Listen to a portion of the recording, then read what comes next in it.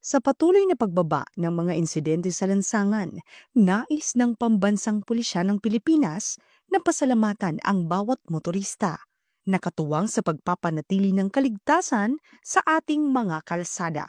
Ngunit hindi pa dito nagtatapos ang ating laban para sa hashtag ligtas na biyahe. Narito ang mga paalala upang masigurong tuloy-tuloy ang ligtas at maayos na paglalakbay. Laging magsuot ng seatbelt kapag nagmamaneho ng kotse at helmet naman sa mga nagmumotor.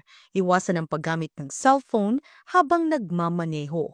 Huwag magmaneho kapag pagod o nakainom. Sundin ang speed limit at mga batas trapiko. Panatilihing maayos ang kondisyon ng sasakyan. Ang PNP ay patuloy na magsasagawa ng visibility patrols, checkpoint operations at information drives upang mapanatili ang kaayusan sa lansangan. Kung ikaw ay nakasaksi ng aksidente, reckless driving o anumang banta sa kaligtasan, sa kalsada, maaari kang mag-report sa PNP sa mga sumusunod na paraan. Tumawag lamang sa 911 para sa emergency situations. Sama-sama nating itaguyod ang responsableng pagmamaneho at ang kultura ng disiplina sa daan.